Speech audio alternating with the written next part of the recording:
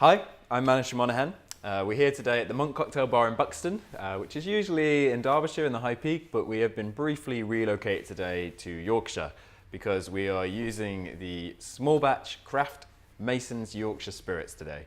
Beautiful spirits that are made in Bedale at the foot of Wensleydale. It's a very small little town, market town. And we're going to start today with the Mason's Vodka. Now, Masons are more known for their gin. But it's a little known fact that all gins actually start life as vodka. And then you add the botanicals and that's where the flavors come from.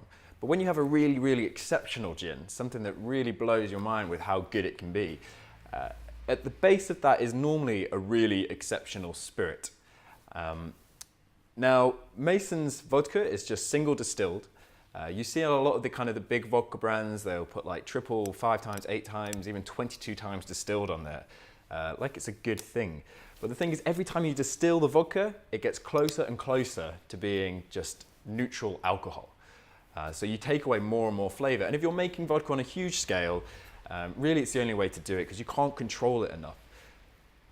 But with Mason's being such a small producer, they distill this in a 300-litre alembic copper pot still, which in relative terms is absolutely tiny. And because they have the skill and time and patience to do it properly, they can actually maintain some of the congeners, which are actually the impurities in a distillation, but that's where you get these awesome flavors from.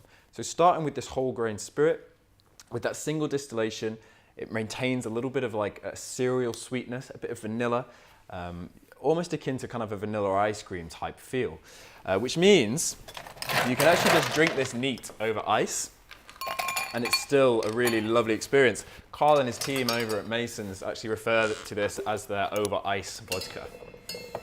Just gonna pour a little bit out here. And give it a sniff and a taste.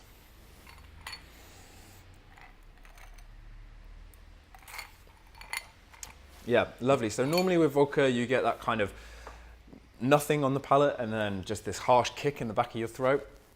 With this, you get a little bit of cereal, a little bit of vanilla on the nose and the initial palate, and then just this rich smoothness that almost coats your mouth.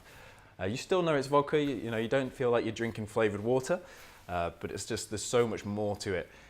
And so, as a spirit, it really lends itself to stuff like a vodka martini with just a little bit of vermouth, or another classic like a Moscow Mule. It'll just, you can make those classic cocktails with it, and it will just flesh out the palate. It'll give those drinks that are normally about the mixer, it will just bring this another dimension to it and really fill it out. But today for our cocktail, we're going to make a variation on the classic James Bond martini or a Vesper martini, which is normally 3 parts gin to 1 part vodka to a 1/2 part Kina Lillet. We're going to flip the proportions a little bit and make it slightly differently. So it's normally shaken with ice and then strained out into a martini with a lemon twist. We're going to do things slightly differently because we want to maintain the purity and the clarity of the vodka. And then with the 3 parts vodka, 1 part gin, it just means it's going to have this little botanical edge to it, but we'll still maintain that crispy vanilla, toffeed sweetness to it, which is lovely. So 45 mils of the Mason's vodka. And we're going to add 15 mils of the Mason's gin. Now, because both these products are made from the same base spirit, they're going to harmonize with such ease. It's not going to be difficult to make this at home and make it work because they're going to work together so well naturally.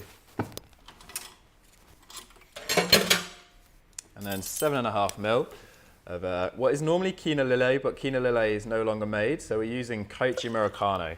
It's about the closest thing, and it's just a really honeyed, sweet vermouth. Now, normally this cocktail is shaken. I'd recommend stirring it, or the technique I'm going to do today is called throwing.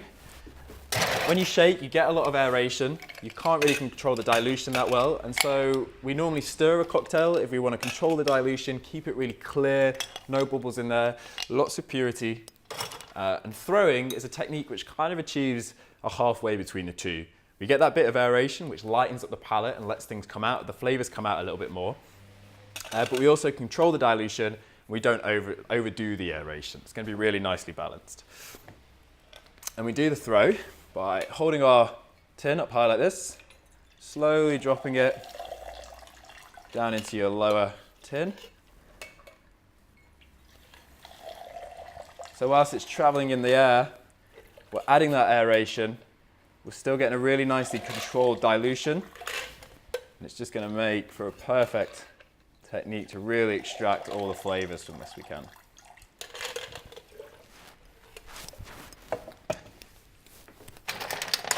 Now, normally served in a martini glass.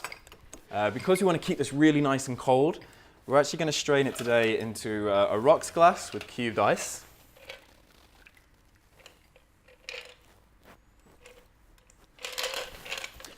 And we finish this with a lemon twist, which is just going to give it a real nice little citrus edge, keep the flavors nice and clean and light. So get your twist, we're going to squeeze it over the glass. You can see all the oil spraying out there. And you want that to coat the whole glass, so when you're holding it, it ends up on your fingers. Gives the drink a real kind of elevated experience. So there we have it.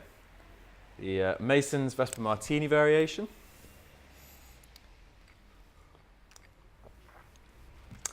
Yeah, it's lovely. We start off with that nice vanilla sweetness, just backed up with really subtle botanicals. A little bit of vanilla juniper comes in there as well. Then that honeyed vermouth just rounds it all off. The citrus note on there as well keeps things really light and clean. Beautiful on the palate, really easy cocktail to make. Really easy to make at home, so go make some.